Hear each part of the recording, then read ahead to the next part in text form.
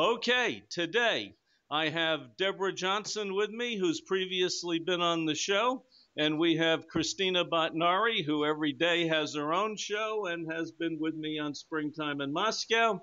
Deborah and Christina, how are you today?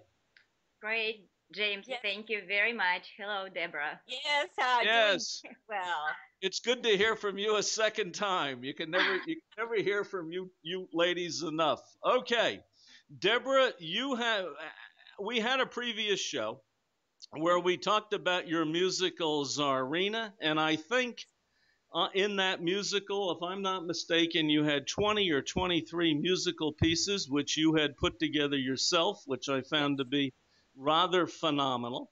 And I thought that was, to be honest with you, I thought that was enough for one lifetime or maybe two lifetimes, okay?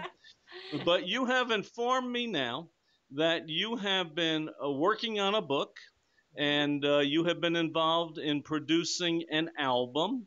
hmm And I seriously, I wrote a book and I practice law at the same time, and I'm not sure how you find the time to do all this. But anyway, I think that you have written a book or writing a book Uh-huh. about being stuck. Is that correct? Yes, that is Oh, correct.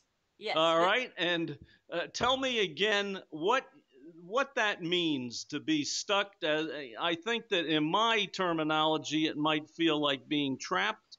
But what does being Mhm. stuck mean in your book?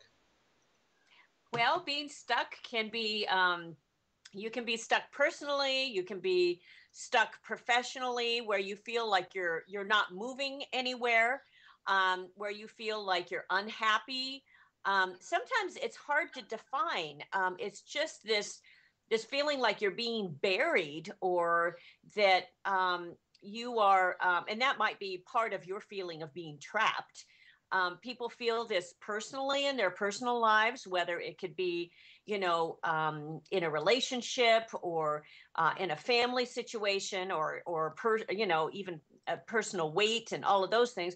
Or it can be professionally in business, which is happening a lot right now with people out of work, or they get to a certain point in their life and their career just totally changes. Um, they don't know how to go on and what to do next, so they feel stuck. And that's why I'm putting this book together. I did a number of interviews, actually 18 interviews, fascinating, from all different types of people, from company presidents to musicians to teachers. And it's just fascinating how what people did to get unstuck.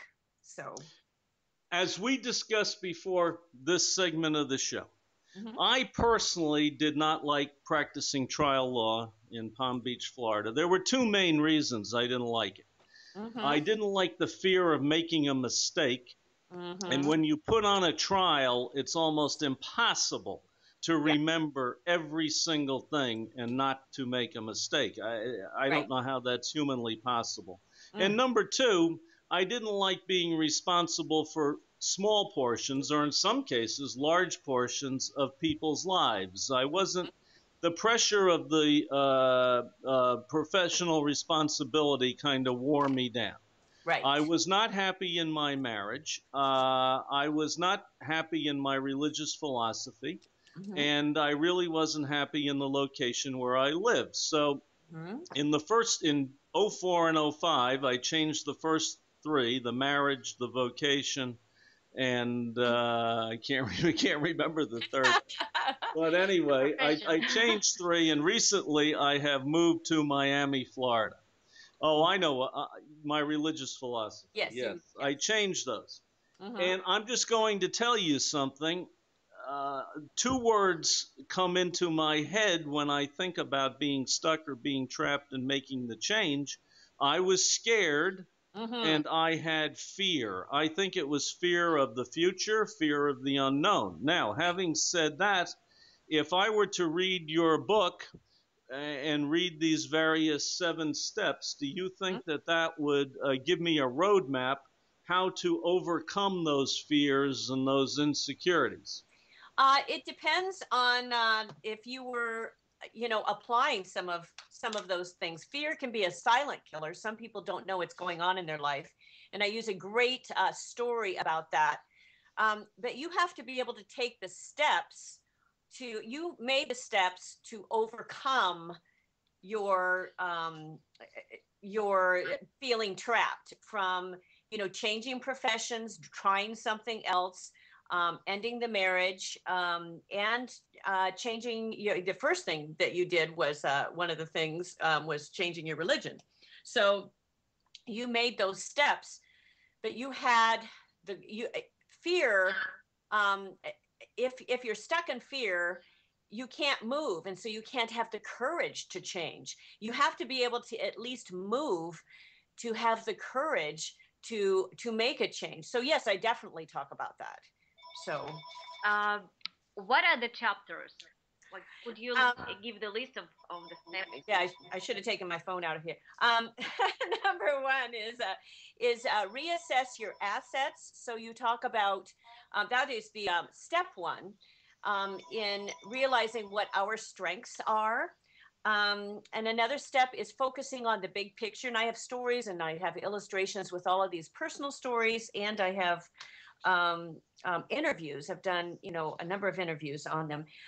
Step three is to reinvent yourself, and this is another process where you have to get beyond the fear of finding out who you are. I mean, I use a number of different people in this, and musicians are very much like this. I mean, you look at Madonna, but she still knew what her core competency was. So understanding what our core competency is also a very important part of this process, and that comes in reassess your assets.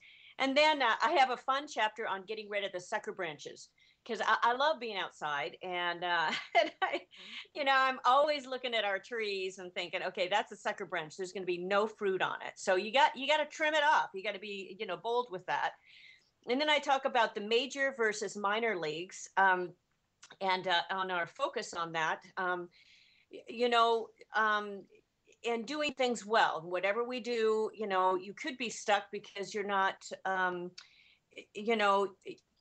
taking the right steps even in your career or in your personal life. So and then I have a step on doing the business, of course. Then the last one is to pay it forward. Many people are so unhappy because they feel like they've worked so hard now, and now what do? They'd like to have significance. So that's what the last step is. So that's it. I mean, there you go. Well, yes, but Well, okay, sure. Yeah, go ahead.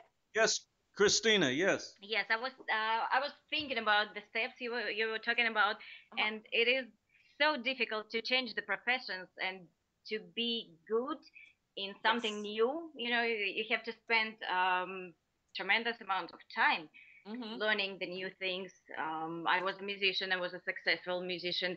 I was not really happy with that. I decided to go to management. I got the second master degree. I got into management. I got the best internships possible. Then I was not happy with that. Then I had two children. Then I'm not happy again. I got into radio. So yes, it's reinventing, and this is about adventure probably as well. Just to have fun in what you do. Yeah, I understand where you're at, especially when you start having your family. And I mean, I've gone through my own times of feeling stuck. And I've raised three sons. You're raising two, and you have you're so much of your focus is on that, but yet you're keeping your career going, and you're doing you're juggling all of these things. And okay, are you really happy doing what you're doing? But sometimes you're just kind of existing. So Yes, finding out, in some of these, this is not a process to figure out how unhappy you are. It is a process of discovery and getting to know yourself a little better. After each little section, I give questions. And so, I'm a teacher at heart.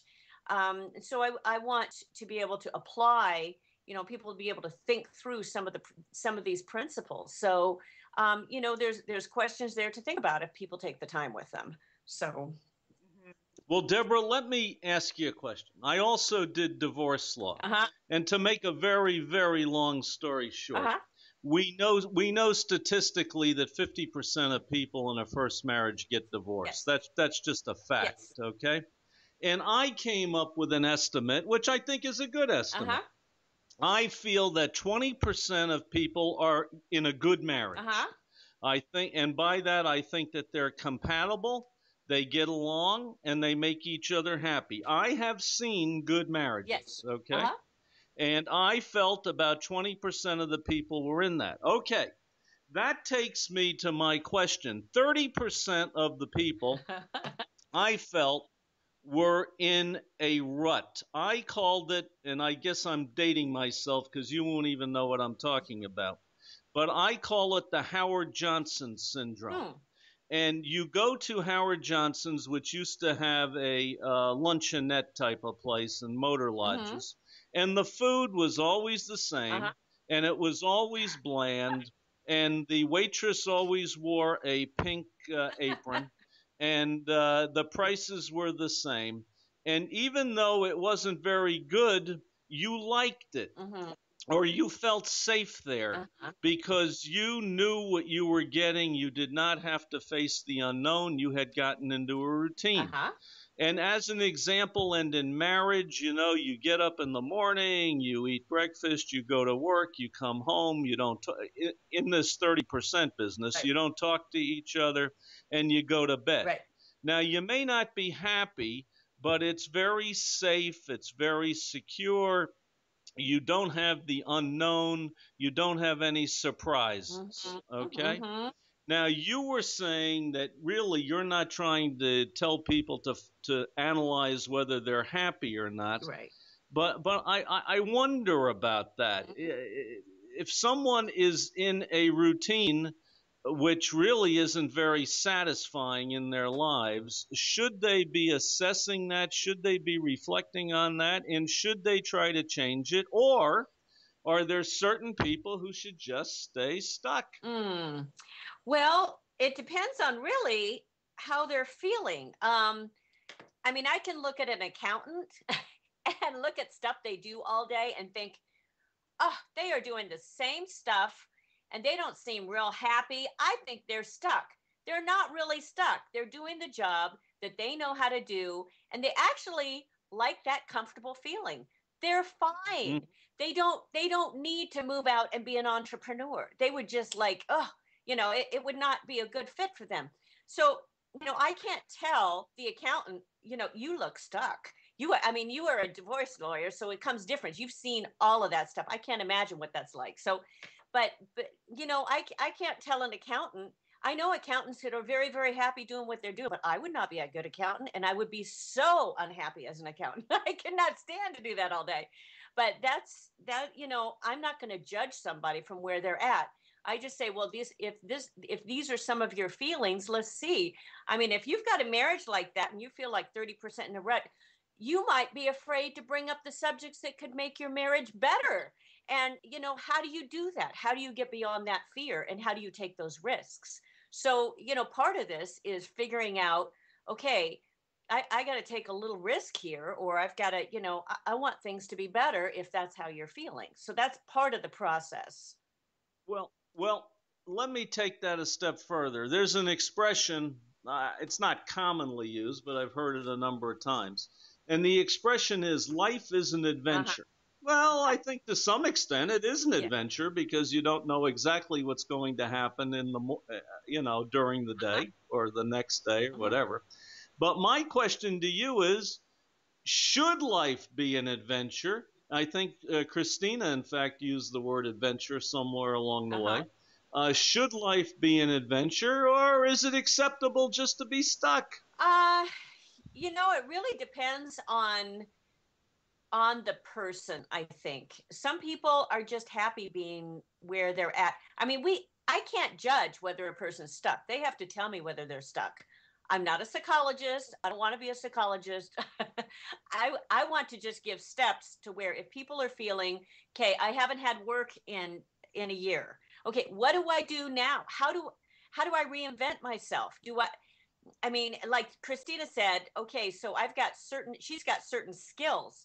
Well, what is at the core competency of what she does? Okay, is it creativeness, or is it production? What is the core thing that she's good at? Because she can cross over in a number of fields then, and she can actually be very good in those fields.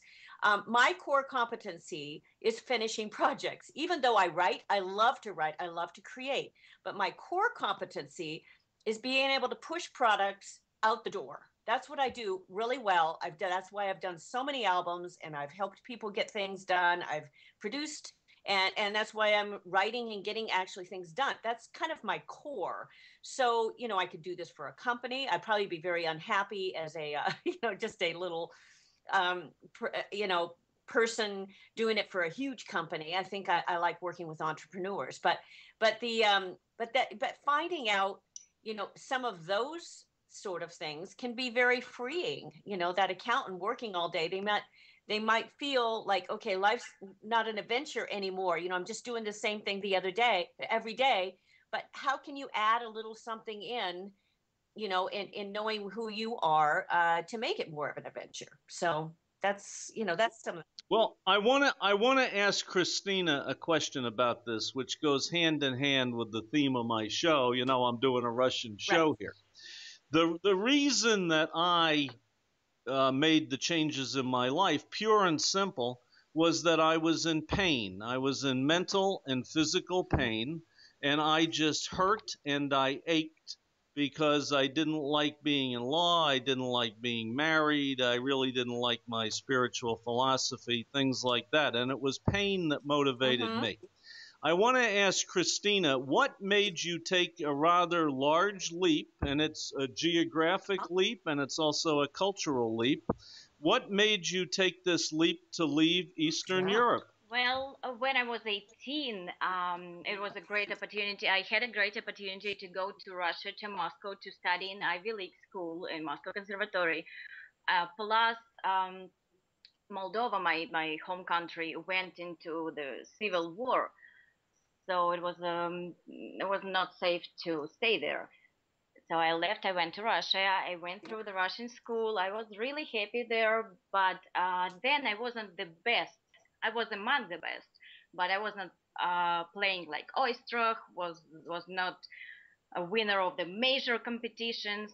So I wanted something more, and I went to into management, and decided that I need professional education in management. I was not planning in staying in America. I was planning to get an education and come back to Russia, and manage one of the biggest orchestras, so company or something like that. But then I met my husband here, so we decided to stay here. We like it here. I'm not sure that I'm gonna move anywhere else, but who knows? It is now. I just like learning about different countries, different cultures, different things, meeting new people. Now I have friends all over the world, and it's fun.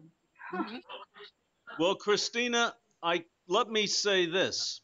Having people shooting bullets around my little head, that would be a lot of motivation Yes, I to can. make some Well, but changes. I moved. Yes, it was a civil war in Moldova. I moved to Russia, and the first month in Russia, they was a putsch. During the this. Well, it was in '93, I think. So it was a revolution in Russia as well, and I lived right on Barrikadne, on right on that street, and I had bullets flying next to my windows, and I thought to myself, I just left my country because I didn't want to stay in the middle of it, and I came here, and it's happening here. But yes, we went through, and yeah, I'm not afraid of bullets anymore. All right. That's good. You've been around a lot of bullets. But let me ask you this. Let's say you're in Moldova, right? Yes, Is that now. the country?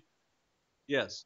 Well, I guess, I don't know. I would say you felt a little trapped if you were in the middle of a civil war there. But did you have any hesitancy, any pangs, any any sad feelings or whatever about leaving your native country and going on to a new world. You got into a new field. You had been you are a musician. You had been a musician, but now you decided to get into the management of musicians. Did you have any fears or anxieties about doing Well, of that? course, you imagine yourself, you're just 18, you're leaving, you're going to another country, you don't have your parents, you don't have your friends, you don't know anybody. I remember this feeling sitting in this empty room in the dormitory by myself. It was scary. It was a scary feeling. Um, it wasn't that scary when I came to America because it was already the second time, and I had a family who accepted me, actually our friends from Moldova. So I wasn't alone. And then I met my husband almost right away. It was much easier the second time. Yes. Yeah, that's true. That Yes, I does guess help. That it gets love, better with experience. yes, love conquers all, sort of. Okay, now, but Deborah, you said something Hmm. interesting, and you talked about focusing on the big Yes. picture, making these reassessments of maybe your core assets or your assets, I guess, of yourself. I guess each of us is an Yes. asset, right? No matter what we have or don't have, we always Right. have Right. us, right? And then you talked about reinventing Mhm. yourself. Wow. So, wow, wow, wow, wow, wow. And how do you go about assessing your assets? What are the assets that are going to carry you through this change, this being unstuck into the next phase of your life? I mean, you think a person can actually make their own assessment without outside help and determining what their gifts are that they can use to, make a living and Well, be they may happy? need some people around them that know them very well, that help with that process. That's one of the assets of your network group and of your friends. Christina said when she came to the United States, she had some friends here already, so it felt more comfortable. That was a definite asset for her. So, and being able to come to America, it made the transition a lot easier. So, your friends, that's one of the when we have good friends around us, that's a definite asset for us. I value friendships and relationships and a network. um that's why you hire agents, is for their network. It's for their, all of that. So I think that's a definite help in this process. Some people may need to go to a counselor. I think some people go to counselors way too long. They don't need, dragging all over everything. Just kind of, um, but I think, you've got certain things. Christina has, when she was talking about, all of her different education and what she had gone through. She had to overcome fear when she was having flying bullets all around her. Oh my goodness, she's now that seems like, well, she can handle almost anything. And when you've got that going on, and she can even handle two active boys. So you know I was just thinking about the boys because my first son was the most difficult experience for me. Oh, you know what? I was raised with two sisters. I was not raised with boys. And raising boys, I tell you, it's like World War III erupts at your house every Mhm. night. I mean, it's a different thing, and especially if you have studied for a profession, and if you're driven at all, it's a real adjustment. So I think a lot of that, it's you have to realize there's just stages of your life, periods of your life, that you I felt very strongly about raising my own children. So you make those sort of sacrifices and figure it out. So, Well, Deborah, what happens if I follow your steps or your 7 steps, or I follow Right. anybody's steps, or I follow my Right. own steps, and I become unstuck, and then, oh my God, I feel stuck again. Am I a failure? Well, am I a failure? No, you're not a failure at all. It depends on what, some people's personalities, I think they're going to always look at the glass half empty. Um, and I've met those people. I don't want to really include those people as my close friends because they always bring me down. And if that's, you know, if you're always getting to a point of feeling stuck, okay, now I'm stuck again. Oh, I don't want to, you know, you kind of have to look at their stages of life where, when you've got those young kids, okay, you're going, okay, now I'm not doing everything I want to do professionally, but at this, you have to look at the big picture. That's part of that in seeing, this is part of my life. I need to pay attention, and it helps you with your satisfaction quotient. I think you can do things, then take breaks that you need to, or be in your field as more and get some help or whatever. You need to take some of those steps, to do that. But yeah, people can feel stuck at different points in their life, but there's no guarantee that you read this book you're going to just feel unstuck. That depends on the person. So it gives you some great steps, some great stories, and some great inspiration. But, all of that is already out there. I'm just putting it together in a different way. So it depends on the person. So, Well, when I became unstuck, and after I had a few years to be unstuck and reflect on it, I realized that I was really, really mm-hmm. happy having made Yes. those changes. Okay. And when I think about some of those things that I was involved with, I don't get a good feeling. I'll tell you that. A bad feeling comes over me when I try to relive some of those Yeah. past episodes. Okay. So for me, getting unstuck Yes. worked out because I'm happy. When I was in law, I had a feeling that I just couldn't tell that the sky was blue. I couldn't tell that the grass was green and that the flowers were red. I just kind of missed all that. I didn't have a connection with anything. I don't know. I was just focused on all my problems and all the Yeah. problems around me. And then when I made that change, I could see, I really, honest to God, I would walk out in the morning and I would say, wow, the sky is blue and the grass is green. I mean, it was kind of James, interesting. I So it is good to get unstuck. As I told you before the show, had to be in mm, pain to get out of it. And I hope that other people don't have to do that. I hope that they can make the change before they're just feeling absolutely well, terrible, sometimes you you've been know? able to Sometimes you, identify it Uh, until you hear that. What was that, yes, Christina? yes. I just wanted to say that sometimes you need to hit the bottom in order to Yes. start something new. Yes. Yeah, and also there are, and I know this from different professions. There are some professions that, and some lawyers, they do not go through what you've gone through because they're able to let things slide off their back. They exactly. And I yes, wasn't able to do that. it You're is a 100% it is a right. Yeah. personality thing, and I totally understand that, and it was good for you to get out of it. But there are people that are in, as the trial lawyers, which most of them, from what I've heard anyway, settle. But these trial lawyers and divorce, where you have all of this, stuff coming at you, um, you're carrying this huge burden of everybody, and you're feeling all of course you're going to feel stuck. You're going to feel like you're carrying all this trash around all the time.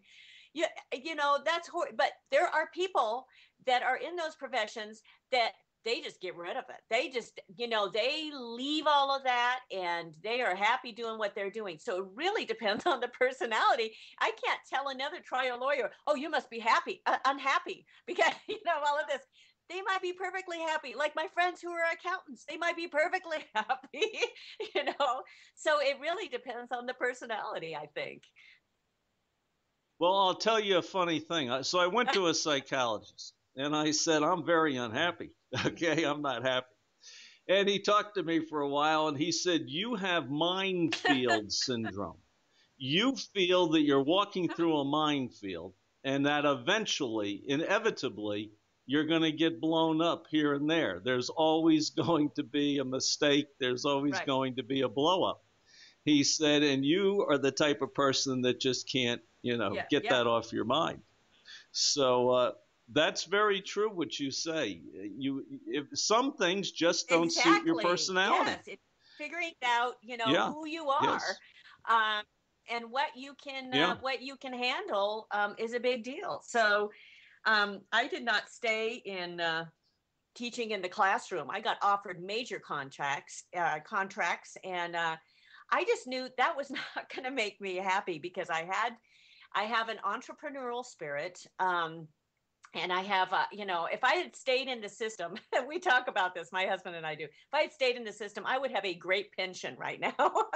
but, but I Yeah. was not happy. I'd be, it would be just, because I am an entrepreneur, I had to have that time and that space. And it's a risky thing. Many people would not even think of being, entrepreneurial. They have to have the safety. There are so many happy teachers. Oh, they are in their comfort zone. So, it really depends on what our personality is and you know, uh, what we're really meant to do. I love master classes. I love coming into places and I love helping people. And I've been a private teacher since I was 13. I love that. But I've not focused on that classroom as my main profession. So it really depends on what you're, figuring out who you are, even though you're kind of pushed in some of those areas. And some people are really stuck because their parents have pushed them in those areas. So what do they do? Sometimes they stay there happily and until they're retired, then they figure it out. So um, Oh, yes. Society yes, can push us yes, into places. yes. Absolutely.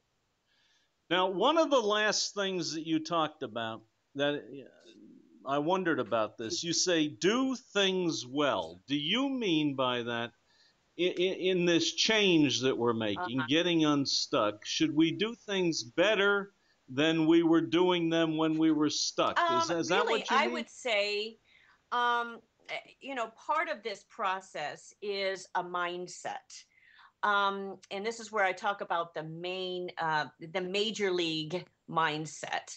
Um, there's um, different things. There's what's called a starter mentality. My husband was a professional baseball player, and so I have a lot of sports going around in my house, which I was not in sports at all. Christina, I was in music. Oh, I know. I have two So this sons is right a now. total different, for me to learn about all of this stuff. But he made, and I have this story in my book. He made the comment. We were sitting at a college baseball game, and he made the comment that the pitcher has a starter mentality. And I said, what does that mean? And he said he's in love with his fastball. Or his curveball. It was one of the balls. Anyway, you can tell how unsports I am. What he was focusing on was this guy wanted to do the thing that he just wanted to do. He wasn't looking at what would win the game. And he could do the other thing. He could take the other tool and use it. He had a very, very good fastball, but he was doing the curveball. I think that's what it was. Anyway, I'm gonna sound totally ignorant about sports. But that starter mentality was, you have the tools, but what are you using? What sort of tools are you using? And are you gathering the right tools? When I watch one of our sons play softball, who's a very good softball player, he analyzes every single bat before he, there's certain tools that's having a major league mindset. It's not always say, okay, do things better. It's just kind of look at everything. Okay, are we using the things that we have to be able to do the best job that we can. So that's in there. That's part of that process. So does that make sense? Yes, it does. Yes, it does. Who did your husband Yeah, play he for, played for just out of Cleveland curiosity? for the Indians. He played up to the level of Oh, Triple A, and he was a pitcher. He was a relief pitcher, and I talk about all those positions too. uh-huh. When he proofreads that section of my book, I'm sure he'll go through a lot of edits. But he was a relief pitcher. I found out what that was, and he ended up hurting his arm. So, but he played for 4 years. He played all over. So Yeah. it was, and actually being married to an athlete really works for us because he was used to entertainment. I mean, that's what they are. They're, and Absolutely. that's right. Thanks to TV, They're athletes are entertainers, and he was entertainers. used to, Yes. travel and, all of that stuff. So we had traveled a lot of the same little towns touring and all of that stuff. So, it was actually a good fit for us. So My anyway. husband, yes. Now, how long is your book, I don't know Deborah? how many pages yet because it's not been formatted because I'm still in the rewriting, editing. I'm hoping to have it out by June. It will be somewhere between 150 and 200 pages. So yeah, it's a good length. It's Nice. not too long. Easy because I've divided it up in the little sections that are easy to read, and it's entertaining, funny stories, and I use Christian will appreciate this. In my opening introduction, I have one very funny story of not wanting to just throw water on the subject of being stuck. I really want, to help people out in this. And my sons will never forget, growing up with sisters, we had our fights, but not like boys do. So they will never forget the one time I thought they were going to kill each other. I really did. They were going at each other so hard. And I was in the house and we were in our living room, carpeted living room. I grabbed what was closest, which was a whole pitcher of water, and I dumped it on them. And they immediately stopped. And they looked at me like, what are you doing? What are you doing? And I said, well, I didn't want you to kill each other. And they said, we're not going to kill each other. Well, that was my funny illustration that I don't want to just like pour water on the subject. I really want to help people. But that's sometimes what we do is we just keep pouring water on it. And we think, okay, well, it'll go away without really facing some of the main things that need to be done to move ahead. So I thought you'd appreciate that. Nice. That's a good. Yes, no, I method. see your try point. it. I see your point. It works. Usually when they're fighting, I just go right in the middle. I used to train dogs, and I know when the dogs are fighting, you just go and kind of like take them apart. That's I mean, do fight them. So I have this feeling that sometimes my children are like two little dogs. yeah. Oh, I know. I would have used a hose if I would have had it. Well, hopefully they don't bite you, Christina. Yeah. They're great. Yeah. Yes. Deborah, in addition to doing this book, you are producing an album, and I take it that's a musical album. And tell me about that. I am doing, it's an all original song album. The style is acoustic pop because I am a pianist vocalist. So there are songs that I have not recorded before that I'm doing that. I'm finishing them. And also I'm doing some duets. And one of the songs is from Tsarina. It was the first song I wrote for Tsarina called Undying Love, which is a very strong duet. So I've arranged it a little bit differently as having a little bit more of an acoustic pop feel to it. It's a great song. So a good song should be able to, be arranged a number of different ways. So that is what I'm doing. And hopefully the album will be done. It's on its way because I'm almost done with the first 4 songs, and I'll do the next 4 after that. And it'll be, I'm planning on releasing it probably in July after the book. So well, it's funny you say that because my cousin from Canada is here for 2 weeks, and he knows a lot about music. he knows a lot about a lot of things. And we were talking the other day about this musical Yes. arrangement and how you can, I guess, get certain sounds from the that have already been produced on the computer, and you can mix Hmm. them and arrange them and things. What is acoustic pop? Where are you getting those sounds from? I mean, you're not sitting there in a studio and some guy's playing the Actually, guitar. I'll tell you what my process is, and this has been my process for years, but it's even more of a focus on this album because sometimes I let things kind of take over other instrumentation, but it is piano based. So I play all of the piano first, and we work around the piano. Very similar to now there was an artist, Bruce Hornsby, still is doing a lot of things. That sort of artist, that sort of feel. Um, that I was writing the stuff like Billy Joel before he was, I was right way back. So it's not that hard rocking stuff as Billy Joel. It's a little bit more of a easier listening, but it still has that acoustic pop. And then I build around that. We add rhythm and drums, and we add some guitar, of course, bass. So your bass and drums, basically, and then vocals. And it depends on what the song needs. If it needs a few guitars, whether it's acoustic or whether it's electric, we will add that. But still, it has that main piano bass, and focusing on because um, most of the songs included focus on kind of a story or on the vocals. So you don't want to take anything away from the vocals. So making sure everything kind of works together that way is important, and that's quite the process that happens. But you Where are you getting these guitar chords from and these drum sounds? Where do they come from? yeah, Is somebody doing this for I you? take You're them from taking my them studio. I from. do the piano, and usually I do a scratch vocal in my studio because I'm set up for that. And then I take them Hmm. to another studio that I've worked with for a number of years. And this studio also does he does music licensing and all, not music licensing. He does songs for companies that license music. So he plays a number of different guitars and bass, and we use either that we program the drums, or we're able to use. There's a lot of um, drum patterns that are out. I've done many albums with live drummers, but these are actually live drums that have already been played and that you can insert.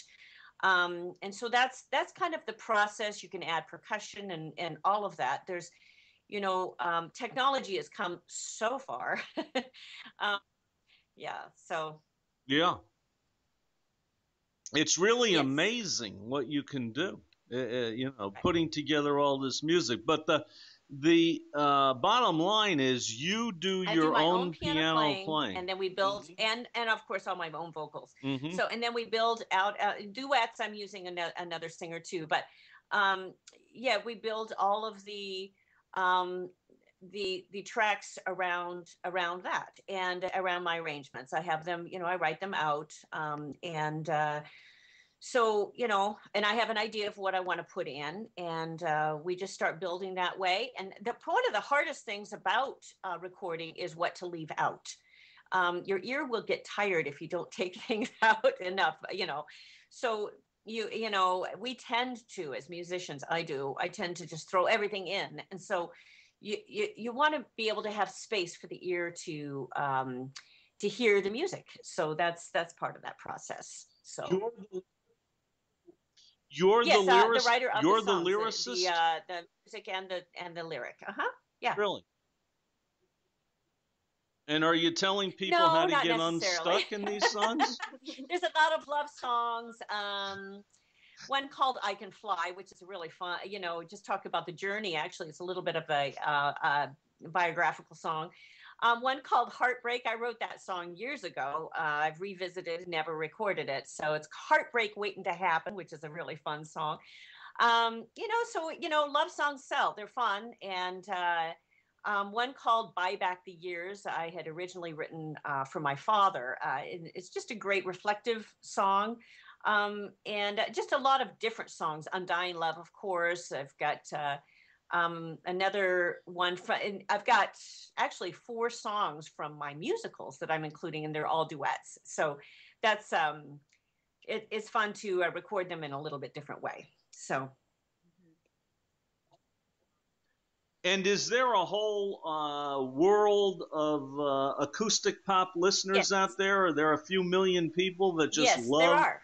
this type of music? And it's a whole Grammy category, and well in the vocal pop, vocal, and so there's a lot of people that enjoy that. You have to create an audience, usually getting, Christina knows what this is about too. So you create your audience, and I've got my website. I've got, I post videos, and as I finish songs, I will be putting up the YouTube videos on my website, the djworksmusic.com. And so those will be posted. And if people sign up for my newsletter, they can do that on the website too.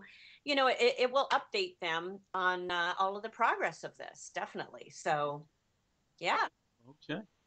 Well, I want to wish you luck with that. Well, it's fun. That sounds great. You sent me a narrative that you had written, which you're going to be surprised when I tell you this. I was moved by this. I had tremendous empathy for what you sent me. I really did. I'm serious about it. I had a sinking feeling in my stomach when I read it. It was only about a page and a half. And what you sent me was, you had taken a portion, I think, of chapter 12 of your book about getting unstuck. And I think the title of this chapter was Stuck in Circumstances. And what you had done was, you had gone out and put your life, your energy, your soul, everything, in my opinion, everything that you had into this original music Tsarina. And you went out and you found a 400-seat community theater, which I know a little bit about these community theaters, and they're not doing well, okay? And you held auditions. You got a cast of 17, and I know from community theaters that the talent in these community theaters is really just as good as the talent on Broadway. It's just that these people didn't get a break, okay? And you assembled 2 directors, and you had a crew. You rehearsed for 6 weeks. You had a fantastic opening weekend. You got a good review, and then tragedy strikes. The following Friday night, you show up, and there's a line of policemen and firemen at the front of the theater telling you that everyone had to leave right away. They told you that they were red tagging the theater, meaning sort of condemning the theater, and that if you were going to stay inside, they were going to give you a citation for a misdemeanor, which is a crime, okay? And this happened at 5:30 p.m. on a Friday evening. All the city offices were closed. You had nowhere to turn. Apparently, the theater owners and the city manager were not on good terms, and the mayor actually later ended up going to jail, as probably 10% of the mayors in America seem to all go to jail nowadays. But you did. I would have had, I'm not kidding you about this, I would have been devastated. I would have been emotionally destroyed. But you did something. You started moving the props, the costumes, and the actors out of the theater. And you did feel stuck for the moment. And but you did need to make a video of this show so that you could promote the musical in the future to other theaters. You really had to. That was really, I guess, one of the keys. You really needed this video. And your cast had driven some of them 3 hours to get there. You'd spent thousands of dollars to put all this together. And as you say, the show did go on. They performed this show on the street. And you were only 45 minutes late And when I read this story, wow, it really hit me. You did something great. That took a lot of guts to Well, do that. That took a lot of it was guts. really, we did not end up performing on the street. We ended up performing in the theater. The actors were going to perform on, I mean, Oh, they had, it was amazing how much, this was a huge show, just a huge show. We had so many props. The cars were already filled to the hilt, all of the vans, everything with our props. They were completely full. And the actors decided to put the show on the street. They had a, we would just do it there. And what ended up happening, I was feeling stuck. I didn't know what to do. It's, what do you do at that point? I just started to move. I mean, I didn't know what to do. I couldn't yell at them all. What made the process, even for me to feel more stuck in this situation, was that my son was not involved in this at all, but he was a new hire onto the fire department. I did not want to jeopardize his job. This was a purely political move, and they knew that I couldn't do a thing. And I was the one in charge of this whole production. And what do I do? But it was the actors. They came around. A couple of them made huge threats. They were calling their lawyers. they were, I mean, it was really an amazing scene. It was this surreal that, okay, well, what do we do now? I didn't know. It was one of those, and that's where people, they may feel stuck. They don't know what's happening. It's a surreal feeling. Um, and it ended up being okay, but it was, when does stuff like that happen? I mean, it was this weirdest thing, but none of us will ever forget that experience. The cars were completely full. We had to unload all of that. We had dismantled speakers. We had dismantled everything. It was a huge process. And our costumer had turned around and gone back. She had another hour to drive. We didn't have costume. It was all of this stuff that happened that night. So, it was one of those stuck in circumstances. What do you do? So, but yeah, thinking of doing the show on the street, that's what we were going well, to do. And who knows what would have happened at that point. So, yeah. Do you realize, in all candor, that a lot of people just would have broken down crying? They they they they wouldn't have well, carried I, on. I They couldn't would do have that because given I was up. in charge. I Okay. just, you know, um, when you're in charge of something, if I broke down, I just couldn't do that. It's like, I knew I had to be calm enough, that at least there would be a calmness around us that we could think. Otherwise, I mean, if I went in yelling and screaming, and if I went in and losing it all, I still felt like inside I was dying. Instead, I felt like inside I was crying. I was, but I just kind of went through the motions. I didn't know what to do.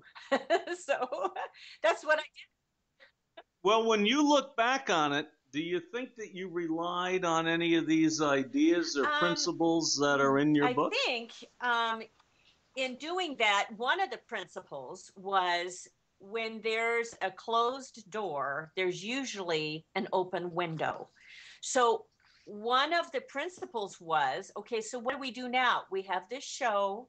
We're going to put the background tracks on someone's car CD, or bring a portable something and do the show on the street. And let's film it. Because one of the actors came up to me with that idea, and I said, let's do it. Let's just do it. And I said, we'll make this happen, and then if we get all arrested, at least it'll be on the news. So, so, so, Promotion. let's just go for it. I mean, so Sure. it was the beauty of having that young cast that was not afraid. We had specifically chosen a young cast for this because we thought it would give a lot of life to the musical, and they were very talented. So yeah, they were all for it. They were not afraid at all. So that was, thinking, okay, what Wow. what can we do? What sort of window is open? So what abilities do we have? We have all the tracks, Yeah. we have the costumes, we have all of this.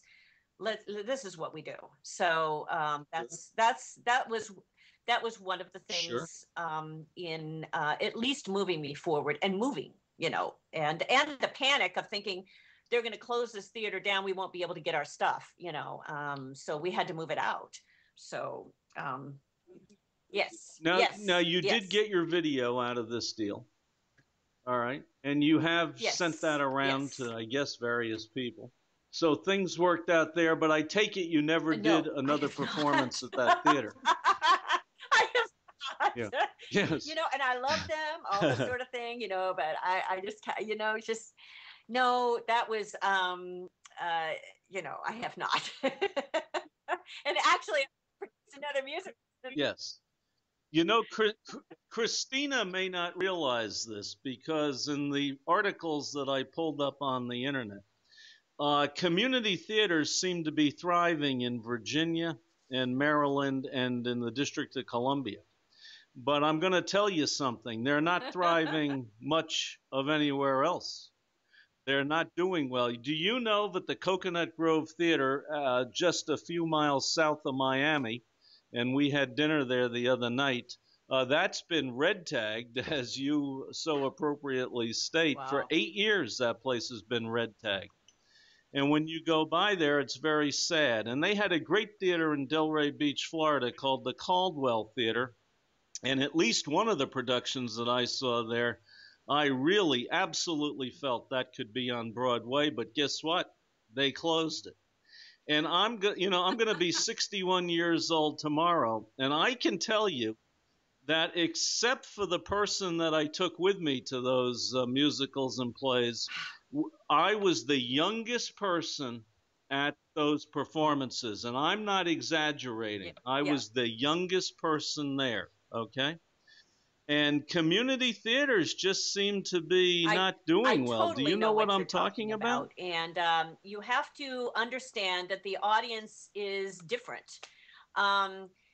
The younger audience is very visual, and this is something in entertainment you've had to think about too. I've had to think about in reaching across audiences because everything's up on the web and everything's visual and all of that. The large musicals are still attracting. They are just, there's good audiences, and all of those are happening in some of the major theaters and all of that. Yes. That's exactly what these articles said. They Everybody do. wants to see a it musical. Depends Yes. on the theater. They have to choose carefully. If it's a community theater, they have to choose carefully on what will bring in their audience so they can stay in business. I totally understand. It's a business. They've got to think that way. So, yeah. And that's why. That's absolutely true. Christina and Deborah, I hate to tell you this, but the hour has flown by. Considering that we had an additional 6.5 minutes, the hour has flown by. I want to thank you for appearing on Springtime in Moscow today. Christina Botnari from Virginia, Deborah Johnson from California, and I'm here in sunny Miami, Florida. i-netradio.com. i-netradio.com.